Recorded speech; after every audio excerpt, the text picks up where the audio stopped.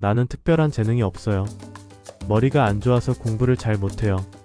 여러분, 혹시 이런 생각을 해보신 적 있나요? 하지만 천재들도 처음부터 천재였던 것은 아닙니다. 그들은 단순히 더 좋은 학습법을 알고 있었을 뿐이죠. 아인슈타인은 어려운 개념일수록 어린아이에게 설명할 수 있어야 한다 라고 말했습니다. 즉, 진정한 이해는 단순히 암기하는 것이 아니라 배운 내용을 완전히 자기 것으로 만드는 것입니다. 노벨상을 받은 물리학자 리처드 파인만은 파인만 학습법을 개발해 누구든지 효과적으로 배우는 방법을 연구했습니다. 핵심은 배운 내용을 단순하게 설명할 수 있어야 한다는 것이죠. 토머스 에디슨은 천재란 1%의 영감과 99%의 노력으로 만들어진다 라고 말했습니다. 하지만 무작정 노력만 하는 것이 아니라 어떻게 효율적으로 학습하느냐가 중요합니다. 하루 3시간 공부로도 최상위권이 될 수 있을까요? 암기력이 10배 향상되는 두뇌 활용법은 무엇일까요? 그런데 요즘은 공부를 하고 싶어도 집중력이 흐트러지는 느낌을 받을 때가 많습니다.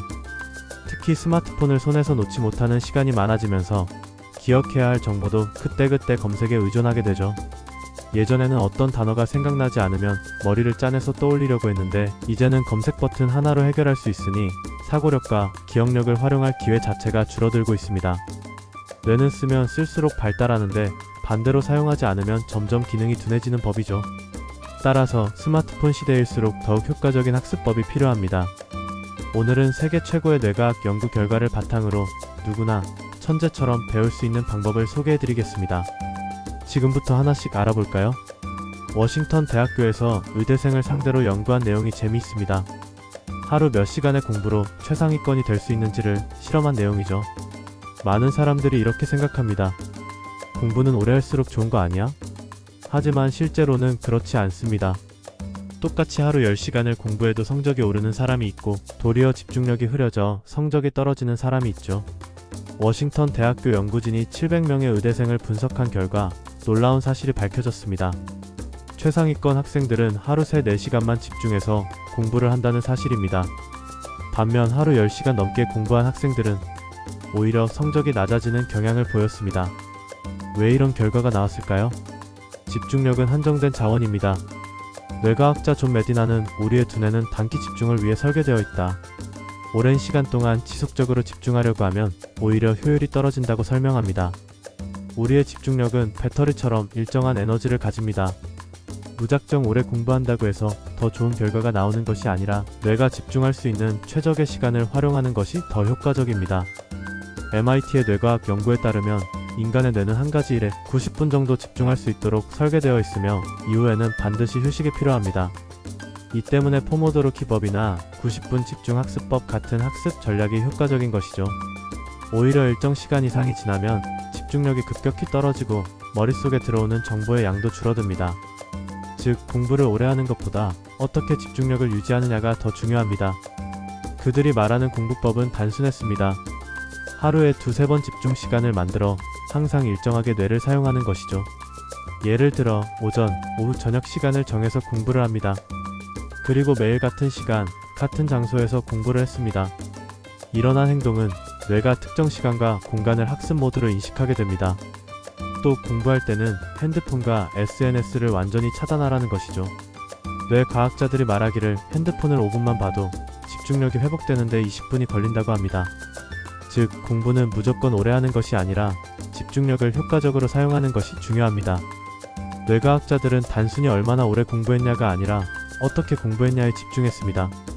여러분도 하루 종일 책상에 앉아 있는 것보다 집중력이 가장 높은 시간을 활용하는 방법을 찾아보세요.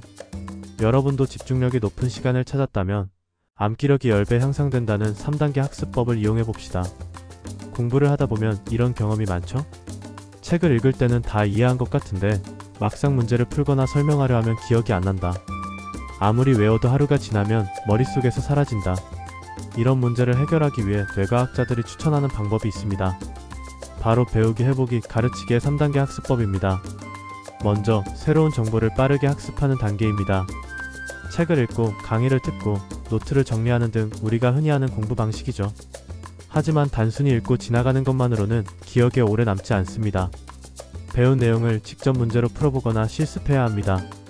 뇌과학자들에 따르면 인간의 뇌는 능동적으로 사용한 정보일수록 오래 기억하는 특성이 있다고 합니다. 예를 들어 단순히 역사책을 읽는 것보다 직접 연표를 작성해보거나 퀴즈를 푸는 것이 기억에 훨씬 더 오래 남는다는 것이죠. 틀려도 상관없습니다. 이 방법은 문제를 잘 푸는 방법이 아니라 쉽고 재미있게 공부를 하는 방법이니까요. 그리고 어느 정도 익숙해졌다면 배운 내용을 친구나 가족에게 설명하는 겁니다. 이것이 바로 아인슈타인 효과입니다. 이 효과는 실제 연구 사례로 기억력이 평균 2배에서 3배 정도 높아졌다는 결과가 있습니다. 아인슈타인은 어떤 개념을 초등학생도 이해할 수 있도록 설명할 수 있어야 진짜 이해한 것이다 라고 말했습니다. 리처드 파인만도 같은 원리를 강조했는데 그는 어려운 물리학 개념을 이해할 때마다 이걸 10살짜리 아이한테 설명할 수 있을까? 라는 질문을 던졌다고 합니다. 즉, 배운 내용을 다른 사람에게 쉽게 설명할 수 있을 정도가 되어야 진짜 자기 것이 된다는 것이죠. 우리는 모두 태어날 때부터 학습할 수 있는 능력을 가지고 있습니다. 하지만 어떻게 배우느냐에 따라 결과는 완전히 달라질 수 있습니다. 오늘 소개한 뇌과학 학습법을 실천한다면 누구든지 더 빠르고 효율적으로 공부할 수 있습니다. 그렇다면 여러분은 어떻게 공부하고 계신가요? 이 방법들 중에서 가장 실천해보고 싶은 것은 무엇인가요? 여러분의 의견을 댓글로 남겨주세요.